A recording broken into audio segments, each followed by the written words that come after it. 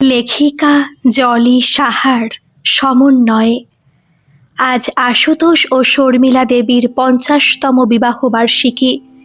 সন্ধে ৭টা। বৈঠকখানায় আত্মীয় স্বজনে ভরে উঠেছে। মাসি পিসির দল হাসি গল্পে মগ্ন। সন্ধ্যার পর গাড়ির হর্ন বাজল।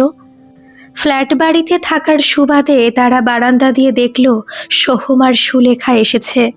দুজনেই ঝলমলে পোশাক পরা। সোহমের হাতে দামি চামড়ার ব্যাগ, যার ভেতরেই সম্ভবত মা বাবার জন্য বিশেষ উপহার রাখা। ওরা দরজা খুলে ঘরে ঢুকল। মাসি অমনি বলে উঠলেন, আহা, সোহম এসেছে। মুখখানা যেন চাঁদের মতো জ্বলছে। সোহম আমেরিকার একটি বড় বহুজাতিক সংস্থায় উচ্চ পদস্থ কর্মকর্তা। বছরে একবার দেশে আসে।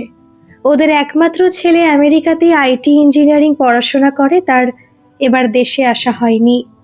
তার কালো চকচকে এসইউভি গাড়িটা বাড়ির গেটের সামনে একটু বেশি জায়গা নিয়ে দাঁড়িয়ে।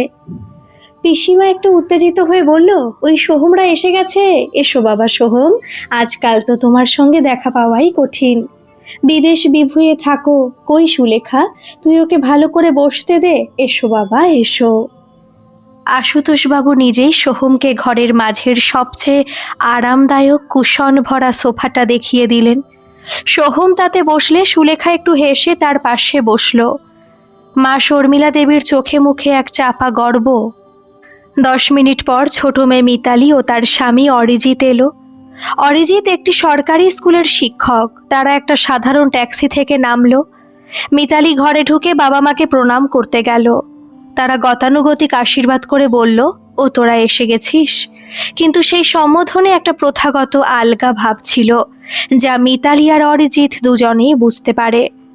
আশুতোষবাবু ঘরের এক কোণে দুটো প্লাস্টিকের চেয়ার দেখিয়ে বললেন, এই কোণে চেয়ার দুটো খালি আছে, একটু অ্যাডজাস্ট করে বসে পড়ো।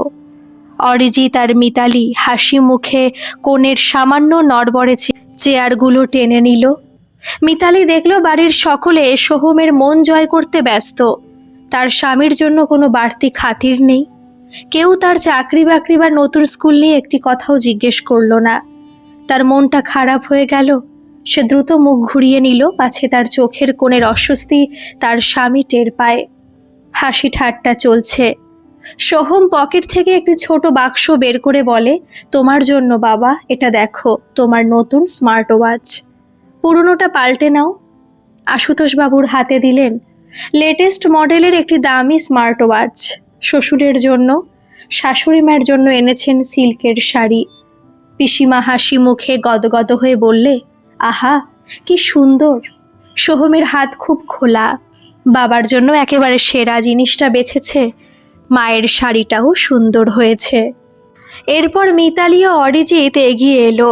অরিজিৎ নিজের হাতে বানানো একটি ফ্রেমে বাঁধানো পারিবারিক কোলাজ উপহার দিল, যেখানে তাদের বিয়ের প্রথম বছরের সাদা কালো ছবি থেকে শুরু করে বর্তমান বছরের ছবি পর্যন্ত আছে। অরিজিৎ বিনীতভাবে বলল, বাবা মা, আপনাদের ভালোবাসার কাছে অন্য কিছু তুচ্ছ। এটা আমি আপনাদের জন্য বানিয়েছি। এটা আপনাদের ঘরে রাখবেন।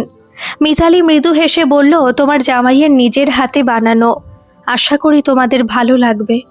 এছাড়া দিল দুটো গাছ শাশুড়ি মায়ের জন্য। উনি গার্ডেনিং করতে ভালোবাসেন, তাই। খুব সুন্দর হয়েছে বলে ডাইনিং টেবিলের একপাশে রেখে দিল শর্মিলা দেবী। এবার আসল জিনিসটা বের করলো সে, তার লেখা এই মাসে প্রকাশিত বই। বইটা শ্বশুর মশাইয়ের হাতে দিয়ে বললেন, ধরুন বাবা। আশুতোষবাবু উপহারটা দেখলেন, কিন্তু তার চোখে সেই দামি ঘড়িটার ঔজ্জ্বল্য দেখতে পেয়েছে সবাই, বিশেষ করে ছোট মেয়ে মিতালি। মাসিমা ফিসফিস করে উপস্থিত এক আত্মীয়াকে বলে, মাস্টারিতে মাইনেতে আর কী বা দেবে, তবে মনটা ভালো, এটাই বলা যায়। মিতালি কথাটা শুনতে পেল, ভেতরটা মুচড়ে গেল। সে সঙ্গে সঙ্গে মাসিমার দিকে মিষ্টি হেসে বলল, মাসিমা, হাতে বানানো জিনিসটার মূল্য দেখা উচিত। সে যেন নানা কথার মাধ্যমে তুলে ধরার চেষ্টা করল কত ভালোবাসা, কত দরদ দিয়ে যত্ন করে বানিয়েছে। ওর হাতের কাজ খুবই সুন্দর। মিতালি জানে ঘরের মধ্যে থেকে অনেক মন্তব্য আসবে, তাই আশেপাশের থেকে আসা টুকটাকি মন্তব্যগুলো আড়াল করার জন্য মিতালি তার স্বামীকে পাশের ঘরে নিয়ে যেতে চাইল। অরিজিৎ বলল, এখানেই বসি, এখানে সবাই আছেন, একটু পরে যাচ্ছি ওই ঘরে। অরিজিৎ অবশ্য এসব কথায় কান না দিয়ে সবার সঙ্গে সহজভাবে কথা বলতে লাগলো। তার এই সহজতা মিতালির মনকে কিছুটা শান্তি দিল। এবার মিতালি নিজের হাতে বানানো কেকটা বের করলো, বেশ সুন্দর রংচঙে, তাতে হ্যাপি অ্যানিভার্সারি লেখা ইংরেজি অক্ষরে। কেক কাটার জন্য সবাই রেডি। বেল বেজে উঠল, কে এলো? দরজা খুলতে দেখা গেল জোম্যাটো বয় কেক ডেলিভারি দিতে এসেছে। আশুতোষ বাবু ও শর্মিলা দেবী অবাক, কে পাঠালো? বড় মেয়ে আর বড় জামাই। সোহম বলল, ও এসে গেছে বাবা, আমি অর্ডার করেছিলাম। শর্মিলা দেবী উত্তেজিত হয়ে উঠলেন। কেকের বাক্সটা খুলে চোখটা জলজল করে উঠল তার। বলে উঠল, কি দারুণ দেখতে কেকটা, সঙ্গে ছুরি, মোমবাতি আরও কী সব দিয়েছে। মিতালির মনে হলো তার হাতের বানানো কেকটা ফিকে পড়ে গেল ওই দামি কেকটার সামনে। অবশ্য আশুতোষবাবু বললেন, দুটোই থাক। বড় বোন সুলেখাও বলল, ঠিক আছে, দুটোই কাটা হোক। পিসিমা পাশ থেকে বললেন, ওই মিতালির কেকটা তো ছোট আর দেখতেও ম্যাড়মেড়ে। এখন ওই কেকটা আশায় ভালোই হয়েছে, ভালো ছবি উঠবে, সবার ভালো মতো হবে। এছাড়া আশেপাশের ঘরেও তো দিতে হবে। সোহম সত্যি যখন যেটা আনবে সবসময় বড় বড় আর বেশি বেশি। তাদের অত মাথায় ছিল না, একজনকে বড় করে দেখালে আরেকজনকে ছোট করা হয়ে যায় অজান্তেই। কেক কাটার পর্ব শেষ হলে সবাই ছবি তুলল। শ্বশুর মশাই ও শাশুড়ি মাকে বলা হয় তাদের জীবনের গুরুত্বপূর্ণ স্মরণীয় ঘটনা সম্বন্ধে বলতে। তখন শ্বশুর মশাই বলেন, আমাদের একটা গোপন কথা আছে যেটা আজ পর্যন্ত কেউ জানে না। কি কি? সবাই উত্তেজিত হয়ে পড়ল। তাহলে শোনো, যেটা কোনোদিন বলিনি আজ বলছি। আমাদের অ্যারেঞ্জ ম্যারেজের আড়ালে ছিল আমাদের লাভ ম্যারেজ বলতে পারো। সবাই আগ্রহ করে বলল, তাই তাই, কেমন কেমন শুনি। আশুতোষবাবু বেশ রসিয়ে রসিয়ে তাদের প্রি ম্যারেজ রোম্যান্সের গল্প করতে লাগলেন। শর্মিলা দেবী লজ্জায় ওই আসর থেকে উঠে রান্নাঘরে যাবার ছুতোয় সরে পড়লেন। হাসি গল্পের মশগুলে আসর জমে উঠল বেশ রাত পর্যন্ত। রাত প্রায় 11টা। শর্মিলা দেবী শাশুড়িমার খাবার জন্য সকলকে ডাকতে এলেন। 11টা বেজে গেছে। এই মিতালি, এদিকে আয়, চল খাবার দাবার গুছিয়ে নিয়ে আসি, অনেক রাত হয়েছে। মিতালি বড় দিদি সুলেখাকে ডাকলো, দিদি আয়, খাবার বাড়তে হবে। শর্মিলা দেবী বললেন, ওকে ডাকিস না, ওর দামি শাড়ি, শাড়িতে খাবার পড়লে শাড়ি নষ্ট হয়ে যাবে। মিতালির মুখটা শুকিয়ে আমসি হয়ে গেল। একটু হেসে বলল, কেন মা, শাড়ি ছেড়ে আসুক, এছাড়া ওর তো অনেক আছে, একটা গেলে আরেকটা হবে, ওর শাড়ির কি অভাব। সুলেখা অবশ্য বলছিল, আমি আসছি, ওদের সবাইকে জল দিচ্ছি, প্লেটগুলো ধুয়ে নিয়ে আসি। মিষ্টিগুলো প্লেটে প্লেটে বেড়ে দিই। মেনুতে বিশেষ পদ ছিল গঙ্গার ইলিশ ভাপা এবং পাবদা ঝাল মাখো মাখো, চিংড়ি দিয়ে মুগ ডাল। শর্মিলা দেবী নিজেই পরিবেশন তদারকি করছেন। সবার জন্য বাটিতে বাটিতে খাবার বাড়ছিলেন। ইলিশ ভাপার বড় পেটির অংশটা গেল বড় জামাই সোহমের পাতে। তুমি ইলিশ খুব ভালোবাসো বলে দিলেন বাটি এগিয়ে। তোমার জন্য তোমার শ্বশুর বাজার থেকে সবচেয়ে বড় মাছটা এনেছে, সুলেখা তুইও এটা খা। শর্মিলা দেবী ছোট জামাই অরিজিৎকে উদ্দেশ্য করে বলল, ও তো ইলিশ পছন্দ করে না, চিংড়ি পছন্দ করে, পাবদা পছন্দ করে। আশুতোষবাবু বললেন, ভালো চিংড়ি বাজারে ওঠেনি তাই ছোট চিংড়ি নিয়ে এসেছি। শর্মিলাকে বললাম, মুগ ডাল দিয়ে চিংড়ির ডাল করো। পাবদা পেয়েছি, তবে দেশি পাবদা, খুব একটা বড় নয়। পাবদার ঝাল করতে বললাম ধনেপাতা দিয়ে। অন্যদিকে অরিজিৎ বেশি কথা বলে না, সে চুপ করে খেয়ে নিল। পাবদা মাছের টুকরোটা মাঝারি ছিল, কিন্তু ঠিকঠাক। মিতালি খেয়াল করছে তার স্বামীর যেন কোনো যত্নের ত্রুটি না হয়। আশুতোষবাবু তখন বড় জামাই সোহমকে জিজ্ঞেস করছেন, তোমার নতুন প্রজেক্টের কি খবর? আমেরিকায় ফিরে যাওয়াটা কবে ফিক্সড হচ্ছে? সোহম তার উন্নতির গল্প শোনাতে লাগলো। আশুতোষবাবু খুব মনোযোগ দিয়ে শুনছেন। অরিজিৎ বলল, বাহ, খুব ভালো। সোহম বলল, আপনারা চলে আসুন না, আমাদের এখানে ঘুরে যাবেন। শর্মিলা দেবী বললেন, না বাবা, অনেক খরচ, অত পয়সা কোথায় বাবা? কেন, আমি খরচ দেব? না বাবা, তা হয় না, ওই ফোনে ভিডিও কলে দেখি, কথা হয়, তোমরা মাঝে মাঝে এসো, তোমরা ভালো থেকো, তাহলেই হবে। সোহম মাথা ঘুরিয়ে অরিজিৎকে বলল, এই অরিজিৎ, এসো একবার আমেরিকা ঘুরে যেও ছুটি পেলে। অরিজিৎ গাল ভরা হাসি নিয়ে বলে, না গো সোহমদা, হবে না, ছুটি থাকলেও খাতা দেখার চাপ থাকে, টিউশনি থাকে, একটু সময় নেই। অরিজিৎ বলে, তুমি তো আছো কিছুদিন, আমার বাড়িতে পায়ের ধুলো দিও। সোহমও মৃদু হেসে বলে, একদম সময় নেই, বিদেশে থাকি বলে সবাই আগের থেকে নেমন্তন্ন করে রেখেছে। কাল যাব মাসির বাড়ি, পরশু বন্ধুর বাড়ি, তারপরের দিন বাড়িতে একটা বন্ধুদের নিয়ে গেট টুগেদার আছে, পরপর চলতেই থাকবে। এক ফাঁকে অরিজিৎ একটু সুযোগ পেয়ে আগ্রহ নিয়ে বলল, বাবা জানেন, আমার স্কুলের একটি গরিব ছাত্র রাজ্য স্তরে কুইজে প্রথম হয়েছে, ওর পড়ার ভারটা এখন আমরাই নিয়েছি। আশুতোষবাবু অন্যমনস্ক হয়ে খেতে খেতে বললেন, হ্যাঁ, বেশ ভালো কাজ। চুপচাপ সবাই মন দিয়ে খাচ্ছে, কেউ কথাটা খুব একটা আমল দিল না। একটু পরে আশুতোষবাবু আবার বললেন, সোহম, তোমার ওই নতুন এসইউভিটা কত মাইলেজ দিচ্ছে? এখন তো গাড়ির দাম অনেক বেড়ে গেছে। অরিজিতের কথা মাঝপথে থেমে গেল। মিতালি মুখের হাসিটা যেন জোর করে ধরে রাখার চেষ্টা করে যেতে লাগলো। সে আর কিছু না বলে নীরবে অরিজিতের পাতে নিজের পাত থেকে মাছের টুকরোটা একরকম জোর করে তুলে দিল, শুধু চোখ দিয়ে বোঝালো, চুপ করে খেয়ে নাও। এসব এড়িয়ে চলাই ভালো। খাওয়া দাওয়া শেষ, সবাই যার যার ঘরে গিয়ে শোবার প্রস্তুতি নিচ্ছে। সবাই চলে যাওয়ার পর রাত তখন প্রায় 1টা। শর্মিলা দেবী ক্লান্ত হয়ে সবে বিছানায় বসেছেন। বড় মেয়ে সুলেখা ধীরে ধীরে মায়ের ঘরে এলো। তোমাদের বছরগুলো ভালো কাটুক, আমি জানি আজ তোমরা খুব খুশি। শর্মিলা দেবী স্নেহ ভরে বলে, তোর হাজবেন্ড কি সুন্দর ঘড়ি দিল রে, আর আমার শাড়িটাও খুব সুন্দর হয়েছে, বিয়ে বাড়ি আছে সামনে, পড়ে যাব। সোহম এতদিন পরে এলো, কত কি গল্প করলো, আজকাল ওর কত নাম ডাক। সুলেখা হাসি মুখে সমর্থন করলো। তারপর চলে যেতেই মিতালি ঘরে ঢুকে এসে বিছানায় একটু বসলো। এইবার তার জমে থাকা চাপা কষ্টগুলো একে একে বেরোলো। মিতালি করুণ সুরে বলে, মা, মা শোনো, 1 মিনিট তোমার সঙ্গে কিছু কথা আছে, বেশি সময় নেব না। আচ্ছা, তোমরা কি বোঝো না, আমি আর সুলেখা, আমরা তোমাদের কাছে সমান, কিন্তু আজ আপ্যায়নে কত ফারাক ছিল।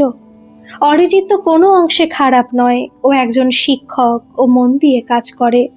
শর্মিলা দেবী বলে, তুই যে কি বলিস না, আরে না না, তুই সব বেশি ভাবিস। সোহম এতদিন পরে এলো, বিদেশ বিভুঁইয়ে থাকে, তাই সবাই ওর খোঁজ খবর নিচ্ছিল। এছাড়া সোহম চিরকালই মিশুকে, তাই হয়তো তার সঙ্গে একটু বেশিই কথা হয়েছে। অত মেপে তো কথা বলা যায় না মা। মিতালি গম্ভীর ও শান্ত স্বরে বলে, না মা, খাতিরটা কাছে দূরের জন্য নয়, এর অন্য কারণ আছে, মনে হয় পুরোটাই আর্থিক। তুমি আর বাবা ভুলে যাও যে ভালোবাসার সম্মান কখনো টাকার স্কেলে মাপা যায় না। তোমরা যখন এক জামাইকে বেশি সম্মান দাও, তখন অজান্তেই অন্য জামাইকে ছোট করো, আর তাই অজান্তেই আমাকে অসম্পূর্ণ কথা বলে মন খারাপ করে। সে বাবার দিকে তাকালো।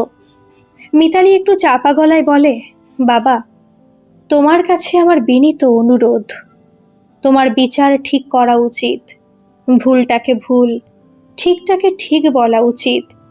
তুমি যদি মনে করো একজন সৎ শিক্ষক কম মাইনে বলে সে কম দামি, তার খাতির কম হবে, তবে সেই ভুলটা তোমাদের। আমি আর বিশেষ কিছু বলতে চাই না। আশুতোষবাবু এতক্ষণ চুপ ছিলেন, তার মাথাটা নিচু হয়ে এলো। তিনি হয়তো বুঝতে পারলেন তার মেয়ে আজ শুধু নিজের জন্য নয়, তার স্বামীর সম্মান রক্ষার জন্য কথা বলছে, এবং এই চাপা কষ্ট সে দীর্ঘদিন ধরে এড়িয়ে চলেছে। আশুতোষবাবু ধীর কণ্ঠে বললেন, বুঝতে পেরেছি মা, আমি তো জেনে বুঝে কিছু বলিনি, আসলে আজকাল সবাই। মিতালি উত্তর দেয়, সবাই যা করে তুমি তো সেটা করবে না বাবা। তুমি তো আমাদের শিক্ষা দিয়েছ, শুধু আজকের রাতটা নয়, তোমার মেয়েরা যাতে স্বামীর পাশে মাথা উঁচু করে থাকতে পারে সেই পরিবেশটুকু বজায় রেখো। মিতালি তাদের প্রণাম করে ঘর থেকে বেরিয়ে গেল। শর্মিলা দেবী স্বামীর কাঁধে হাত রাখলেন, ঘরের আলোটা নিভিয়ে দিলেন। ঘরের ভেতর হয়তো একটি চাপা অস্বস্তিকর পরিবেশ গুমড়ে রইল। মিতালি জানে পরিস্থিতি রাতারাতি বদলাবে না, কিন্তু সে অন্তত আজ তার স্বামীর জন্য, তার ভালোবাসার জন্য সত্য কথাটা বলতে পেরেছে। এইটুকুই স্বস্তি হয় তার।